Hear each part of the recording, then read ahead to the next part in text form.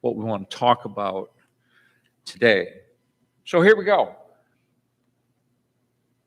For the love of cars. You know, there's some people, they just have a thing for cars. A lot of times it's males, but we don't have to be stereotypical. It can be females too. Something about cars. Sometimes it's the way they're designed, the way they look, the mechanical part of a car, and understanding that and wanting to fix stuff. So my wife was telling me a story this week about her. We were talking about her father and how much we liked him. And she said, well, you know, really funny thing, at camp meeting, his brother, his name was Saz, my wife's husband's name was Vince, and they would go to camp meetings. Seventh-day Adventist camp meeting, they go and camp there, and someone would have car trouble, and so they go find them because they both love cars. They love to monkey around with cars. And so people would ask him, hey, so-and-so has a problem with their car under the hood. Can you go help them? Oh, yes. It's like if someone's not a vegetarian and they like meat, it's like a raw steak. You know, they see it. Oh, yeah. And so they would go, and they had magic in their fingers, and they loved it. And they'd fix people's cars, no charge, because they loved cars so much. Larry's like that. That's why he's listening so much right now. Larry's like that.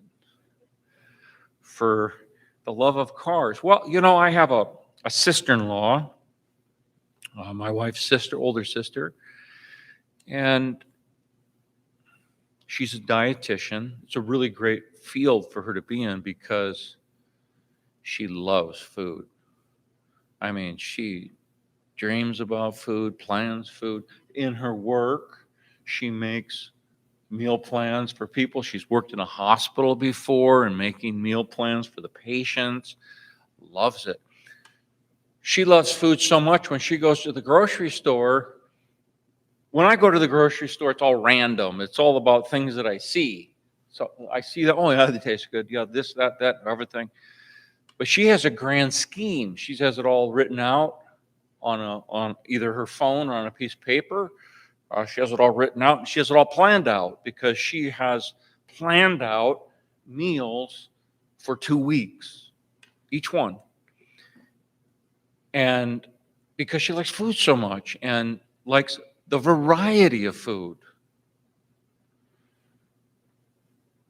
I was at their house once when they lived in Denver, Colorado, and I went running. I was really, really hungry, and I forgot I was at their house because coming with when you're around someone that's that structured about food and loves food that much, there's a purpose for every crumb.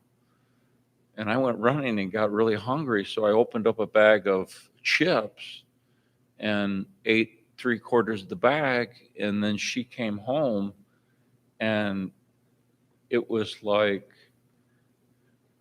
a Richter scale 10 earthquake, because that was for a meal plan, and it all got thrown off. But some people, my son is like this. They call people like this foodies. My wife's brother and sister are both like this. They like to get together and they like just to talk about food. They like to eat food and they like to talk about how it tastes. They like to guess about what's actually in the food. I'm thinking in my mind, not a foodie, I'm thinking, shoot, just if it tastes good, just eat it. I'm thinking, just eat it. They're analyzing every bit and piece in it. But it's for the love of food. See, it's different. It's for the love of food. It's for the love of cars. No, it's for the love of food. Some of you may be here and you're a foodie. I mean, it's separate. It's a separate category because you like really good food. I had a friend, I'm going to go sideways just for a minute and come back because I can't go sideways for long, but I had a friend of mine who was a minister friend, my spiritual mentor, Dr. Bill Liversidge. He really liked food a lot, and so I had him come to Washington Camp Meeting, and he said, Greg, can we go out to eat somewhere besides Taco Bell? And I'm thinking, what's so bad about Taco Bell? I love it. I love Taco Bell. I mean, you get 3 7-layer burritos if you're really hungry. He said, Greg, can we go out someplace nice to eat? So I told my wife that, and I was in charge of the youth department, so I was in charge of the budget. So my wife starts looking around in downtown Seattle, and she finds a really nice restaurant, which I feel very uncomfortable in, but a really, really nice restaurant. We have this food. He's going, oh, this is so good. Oh, this is so good. I'm thinking to myself, yeah, it's just food. You're just eating food. He goes, oh, this is so, I'm so glad we came here. And I got the bill that I was going to pay. It's like, this was back in the day. This was a while ago. It's like $250 for the meal.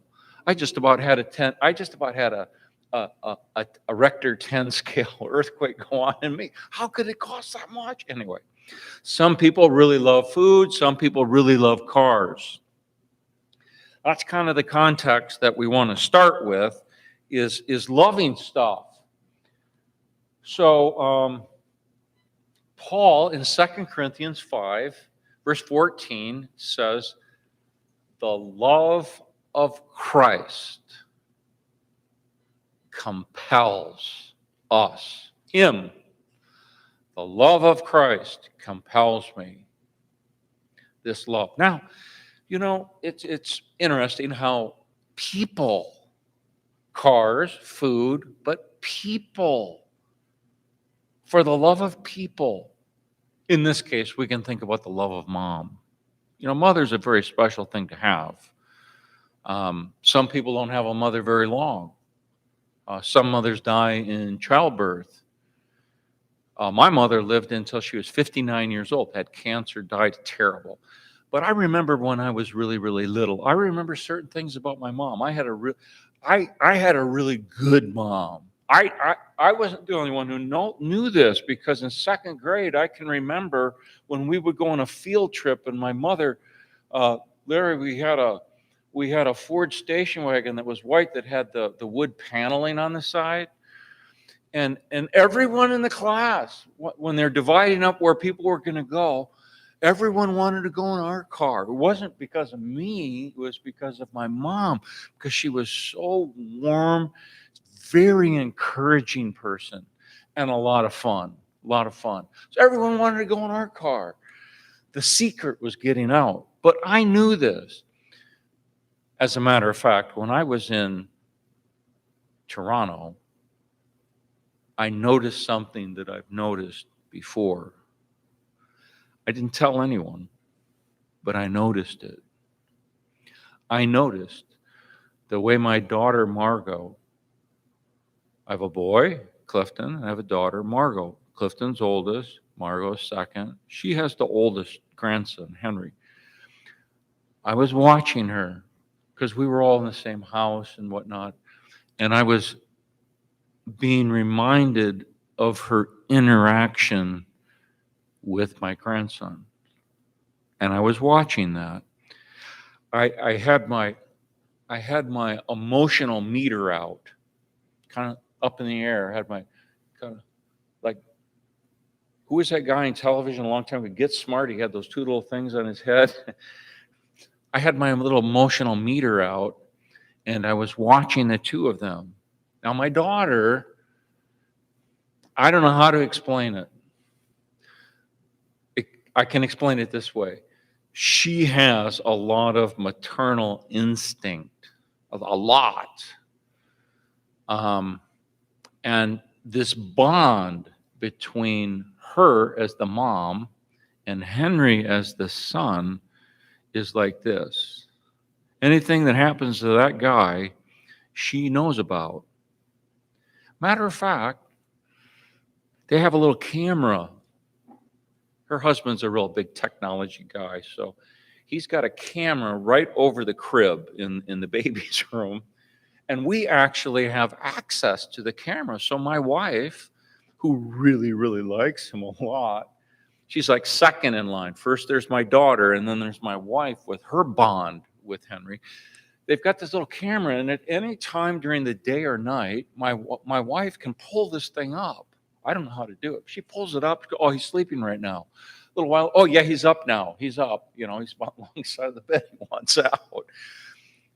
Okay, so I'm watching this interaction between my daughter, own flesh and blood, and my grandson, own flesh and blood.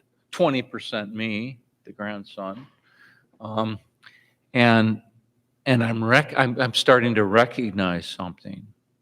It really touches me. I'm noticing the way that my daughter interacts. Hard to explain, but it's the bond, the maternal bond between her and her son is so tight. It is so warm. It is so anticipatory of what his needs are.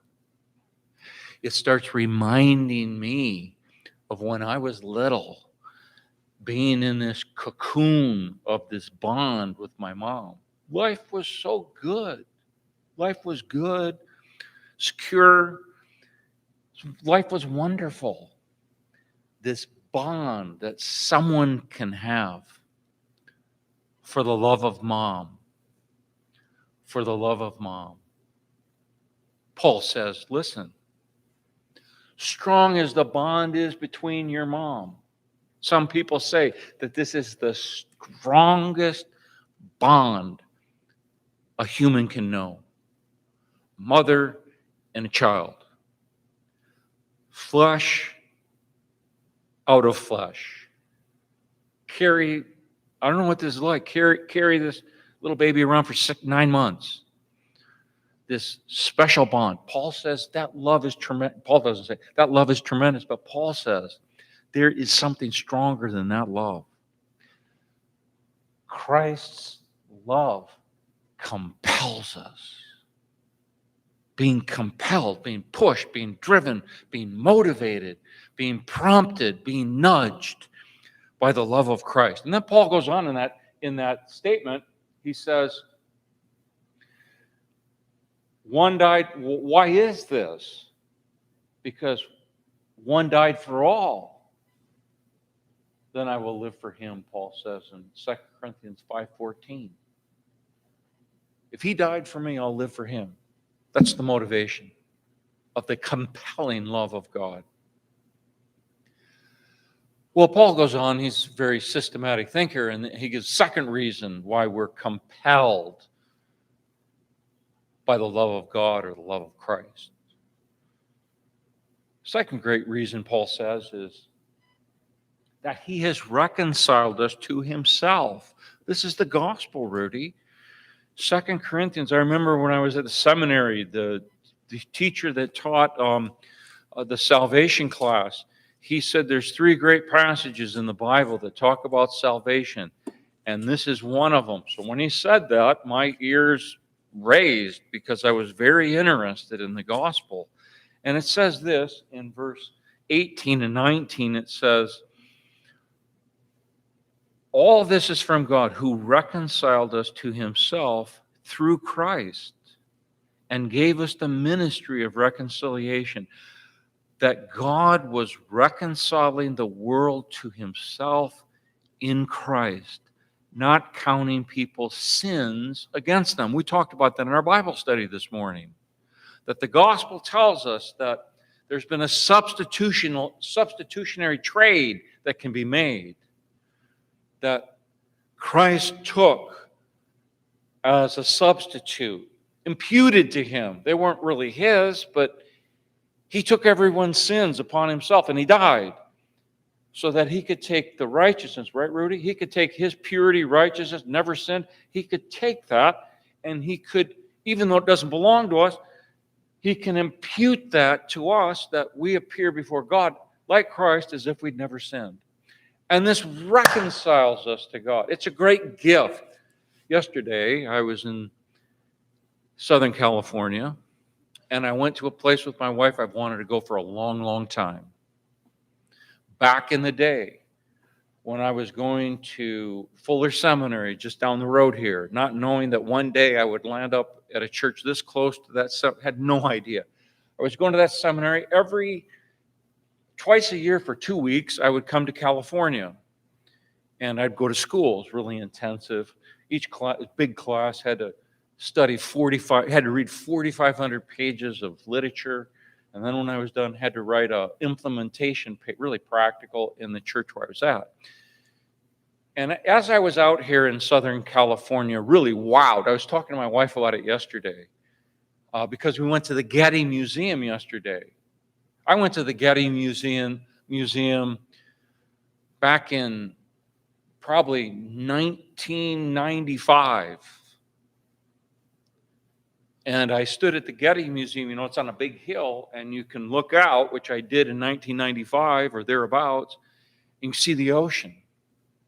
Well, if you're not from around here, which I wasn't, being in California, Southern California, it does something to you because it's very different. At least where I was from. Where was I from? I was from Atlanta, Georgia then. Atlanta, Georgia, the weather, it's in the summertime, it's sweltering hot. I mean, I remember when I was the pastor of the church, you'd park your car in the parking lot, and I vividly remember this woman. It was one of those really hot, humid days, like 90 degrees out. She was walking up from her car, maybe 100 feet. She had on one of those chiffon tops that are kind of thin. But she had this top on it, and as she walked into the church, she had sweat marks all over that chiffon top. That's Atlanta, Georgia in the summertime. You come to California, and somehow someone's turned the humidity. You don't notice this because it's always this way for you. But if you're not from around here, someone's turned the humidity off. Whoa. Come here and the sun's out almost all the time. This is very unusual for the Midwest. The sun's out like all the time. It barely ever rains. I mean, I've been in the Midwest and it rains and it's like someone just opened up the sky. It just opened up the sky and the water. Deluge. And then the temperature. I mean, if you're from here, you really, well, not so much here, but if you get closer over by the water, the temperature all year round. So I'm out here in Southern California, and I love coming to Southern California because for 2 weeks, I was in this oasis, palm trees, all these different kind of plants, lots and lots and lots of traffic and people. But you look past that.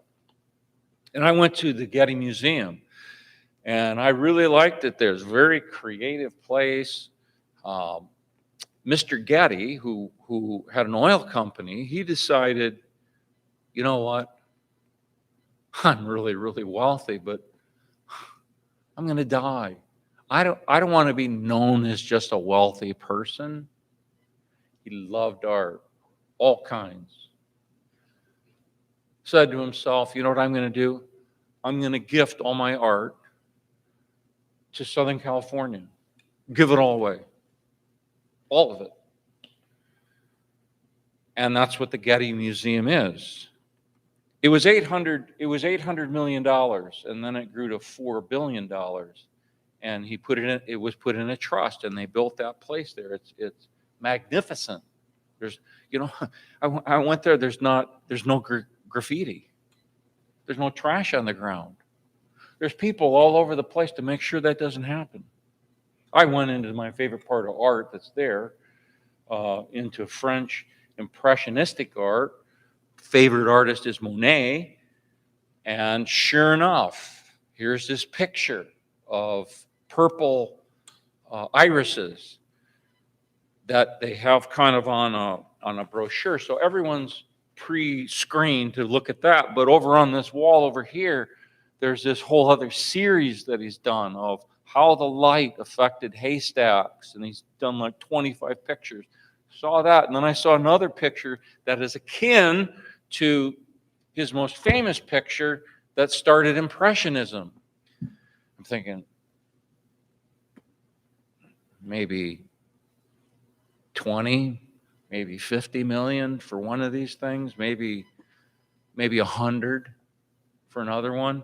So the guard there, they had a a wood floor, and then they had that was like jagged, and then they had like 5 strips of wood. And this guy, he had the hardest job. I talked to him. He said his job was to make sure no one got too close to the paintings, and everyone wanted to get close.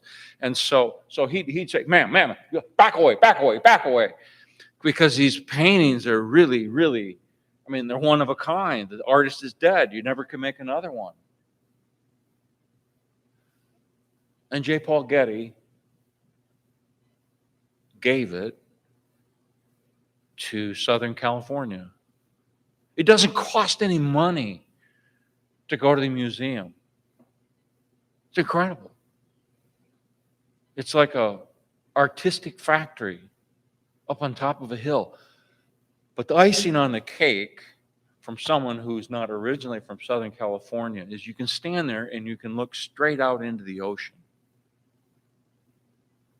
And that happened to me, and I thought, oh my goodness, I want to bring my wife here. All the time I've been here in Southern California, I kept, Bonnie, I want to go on a date to J. Paul Getty's museum. We almost can see it from our house and never have done it. Finally, we did it yesterday. Tremendous gift to the community. Pales in comparison to the gift of Christ. The Father gave Christ to this planet, one of a kind, to reconcile us to Him. Paul says, man, the love of Christ compels me, pushes me, drives me, motivates me. Paul goes on and he says, going back just a little bit in verse 17,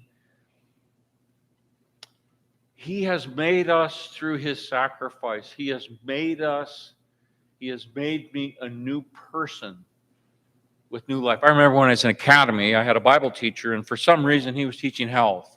And we read this book called Come Alive. And at the time, back in the day, it's a long time ago, aerobic fitness was just coming out. And Dr. Cooper was the person who was the founder of aerobic exercise. And I remember my Bible teacher talking about the benefits, and he showed a film, and it was on, back in the day, you didn't watch it on your phone. There were these big round things with film on them and a projector, and it kind of, and he showed us the findings of aerobic exercise. It touched me. It made so much sense to me. So I went out and bought some shoes, started running. Changed my life of incorporating exercise, aerobic exercise into my life like a long time ago. How much more is the life that Christ offers to us? A new life, not the old life, the new life. Paul says the love of Christ, that He would give me a new life every single day, compels, pushes me forward. Well, I asked myself a question. What does this mean? Well, one thing it means is that we have deep assurance of our salvation, that Christ's sacrifice is enough, that we can go from here today, no matter how we've come, with the assurance of our personal salvation, placing faith in the reconciling work of Christ that God did for us. We can go with assurance of salvation. It's a wonderful thing. It gives us peace. Well, what else does this mean? This means that we enter into an ongoing, trusting relationship with Jesus. Just like we have a good friend, we want to talk to them and converse with them. With our child, with our spouse, with a friend, we want to keep in touch with them. And this means that we want to know the one that loves us so much. 3, what does this mean? The Spirit's fruits can be displayed in and through my life. Well, what are those? Well, it's love, joy, peace, patience, kindness, goodness, gentleness, self-control. Put on display in and through our life, like fruit hanging off our life in a barren land. Here comes someone that is fruitful, filled with fruit, not from themselves, born in the new quality of life, the new life in Christ, the fruits of the Spirit in our life. What does this mean? This means that my spiritual gifts in my new life through the Spirit display God to other people.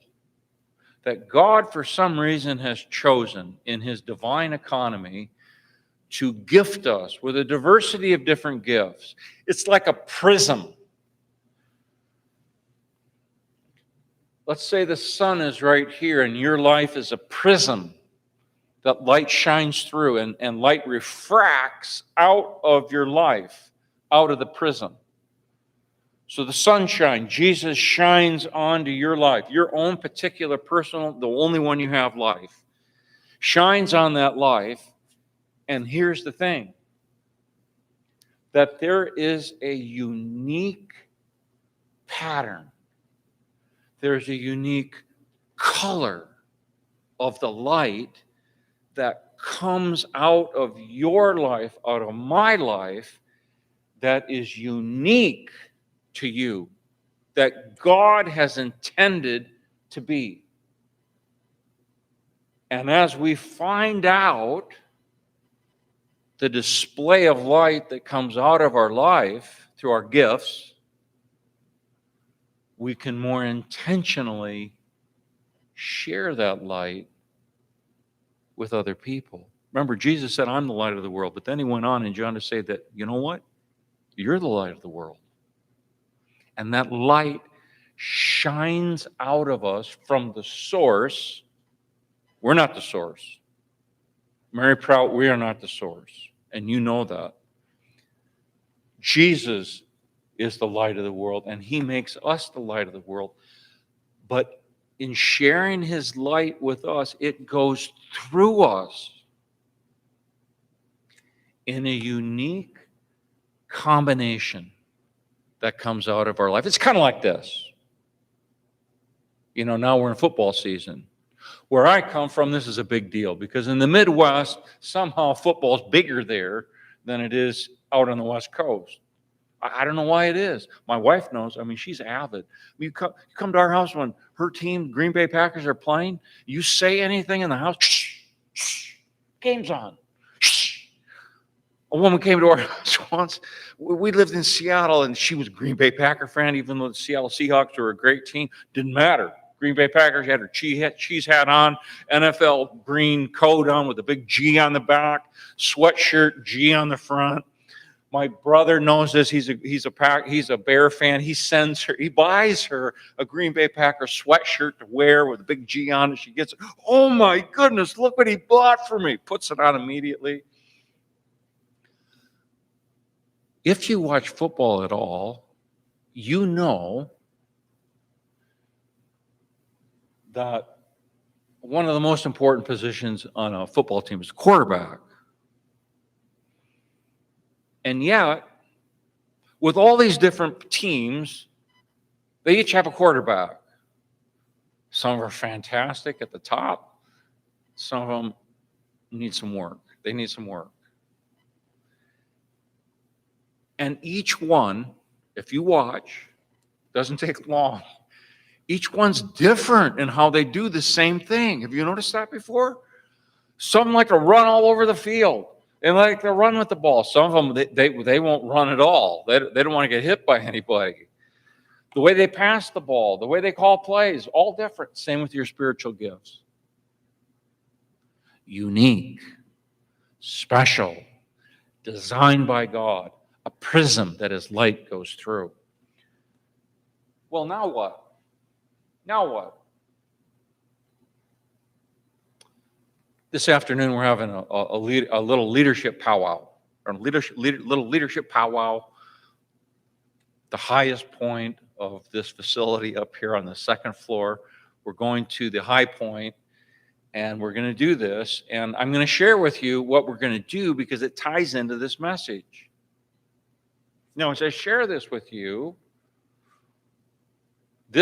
what I'm going to share with you right now, I didn't put this together in my brain. I didn't. I found this. And a team of people I work with all over the place. For the love of God compels me. What does God actually want to do in our life? Here's the short version. What's my story? Now, as you look at this thing, this could be one version of a story. Everyone has a different story. But as our story in life unfolds, born right here, we could be having a really great time. And then an event happens, or a person happens, an experience happens, and boom, rugs pulled out from underneath us. Here's that experience. Well, we recover from that, and life goes on. And then maybe we have another tragedy. Everyone has tragedies that happen in their life. No one is immune. It's just that people don't talk about them. And then, boom, this terrible event. Well, then there's people along the way in events and things. We're having a mountaintop experience. Boom, something hits us.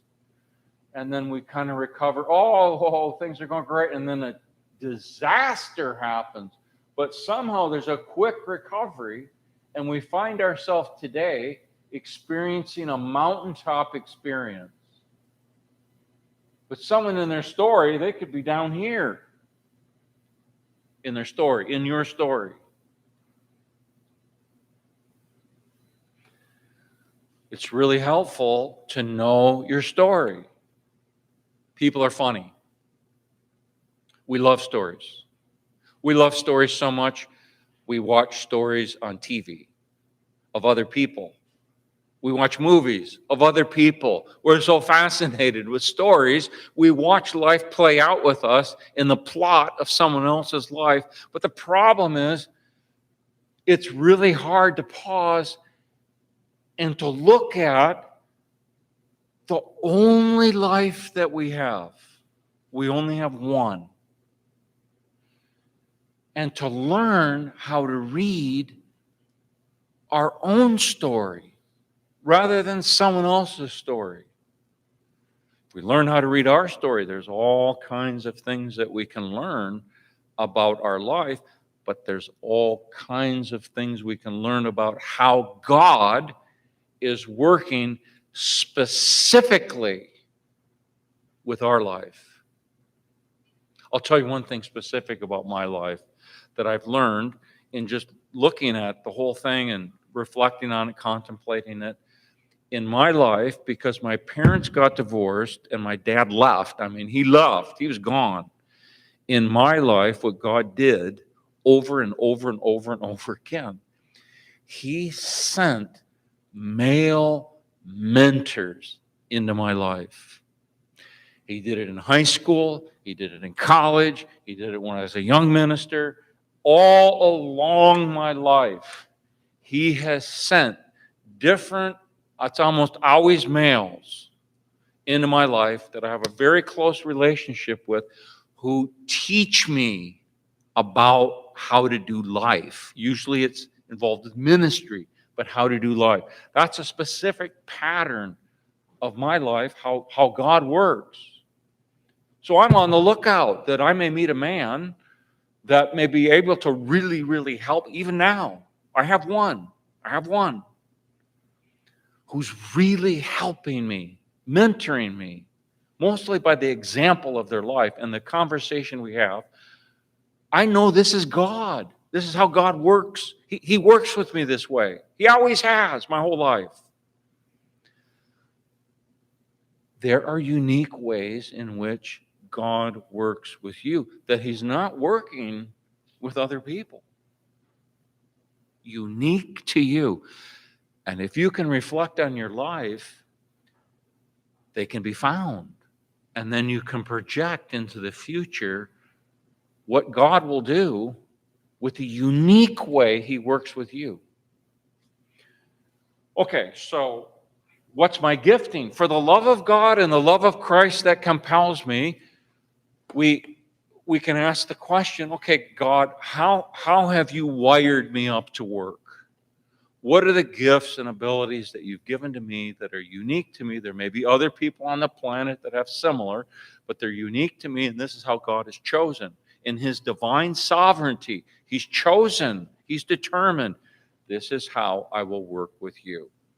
Now, I've been around here long enough. I know some of these ways, especially the people I know better. I know how God works with those people. I know what to expect because I know what their gifts are and the kind of light that's going to come through them. Going up, they're doing their gift. They're doing their gift. They're doing their gift. So if we could think of this, we could draw a line right here. This is our life today. This is our life today, right now. We've got, this is an S. This is our story. It's abbreviated, whole life story.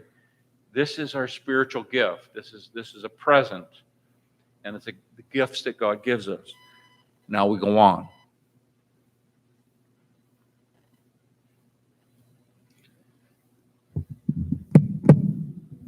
If we're willing to be open, to find out and reflect on our life, figure out what's God doing with my life. Looking back, nothing happened by mistake. Nothing. It didn't. It was all in God's plan. Everything.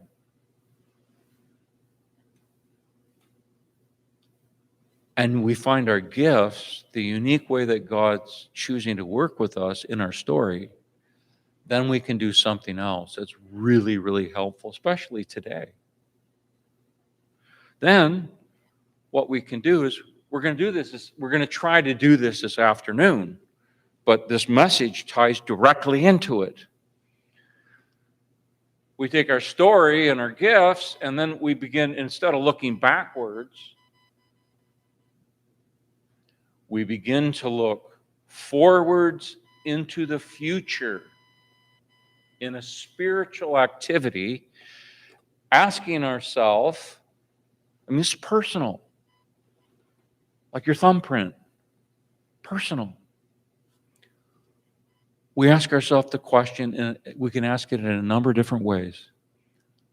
What is God's calling in my life? Another way to ask that, what is God's life purpose for my life?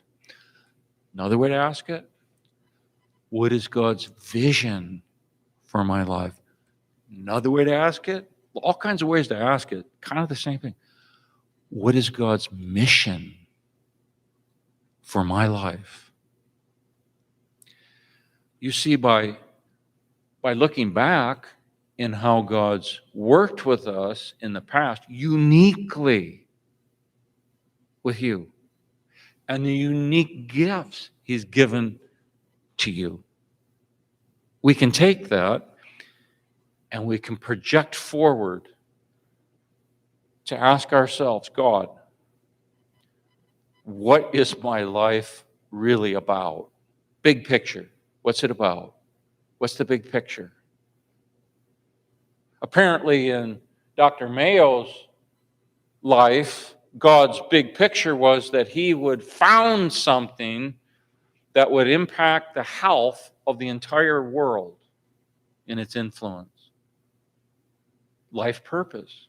He found it through a tragedy. It often happens this way. The tragic.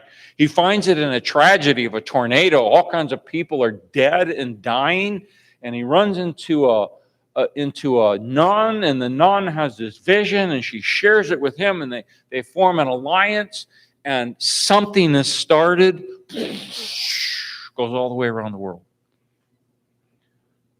What's God's calling in your life? That's not all. Here's the last step. When we know how God works with us, and we know our gifts, and we know our calling is coming together for the future, invariably, there's a gap between who I am now and what I'm doing now and what God intends in his call for my life to be. And that's the gap. And this is where God meets us. There's all kinds of things happening around our life all the time we may not recognize in God shaping, trying to shape our life. We don't have the big picture down to know what these patterns mean. But when we reflect on our life, we find our gifting, we look forward to where God's actually leading our life to go. I mean, think of Joseph in the Bible. God had a purpose. All through the tragedy, God has a purpose. He has a purpose. He has a purpose. God meets us in the gap. Well, what happens in the gap? We want to close the gap with God to move where we are right now in September 2022 to the future that God's calling us into. We want to find ways to move into the future with focused direction, with a sense of calling, with a sense of purpose, with a sense of mission, with a sense of vision into the future. There will be things that we need along the way to get there. Some people, they go into this gap. Some, just heads up on how some people do this. See if this is true. See if I'm telling you the truth. See if I'm telling the truth. Some people, no matter how old they are, this is their life right now. They say to themselves, you know what? Shoot. I've lived a long time. I really don't need to learn. I kind of know how to do everything. Know how to go to the grocery store, buy a car, house, pay my bills, love my wife or husband, relate to the grandkids. I'm good. So they slip into what's called a fixed mindset. Fixed. What does that mean? That means over here, one thing that means is there's no interest in what I'm talking about right now. There's no interest because a fixed mindset, a person just keeps going around and around in circles because there's no adventure left to move into the future. So the fixed mindset is just, I'm going around in a circle, round and round and round, doing life that I know. I'm all in the known. I don't like the unknown. I don't like change. I don't like any of that kind of stuff. Life's good right here. Some things maybe aren't worked out, but I'm just going to go in a circling pattern. Fixed mindset. In contrast, there's the older you get, the more people you run into like this. Certain point, people go into fixed mindset. However, alternative, at any age, 100-year-old, you can have this kind of a mindset. Go into a growth mindset. Well, Greg, what's that? That's the person that recognizes where they're at right now. But they recognize, wait a minute. I never stop growing. I never stop learning. Growth and learning is happening every single day. And I can continue to advance forward in life. And in a Christian sense, getting closer and closer of being and doing God's calling in our life. That's what we're going to look at this afternoon. We're going to go through an exercise to actually practically, step by step, kind of work this through in your life. Because it's the love of Christ. It really is. It's the love of Christ that compels us. His love. Greater than a love for a car. Greater than a love for food. Greater than mommy's love for you and me. It's the love of Christ that compels us forward. Amen.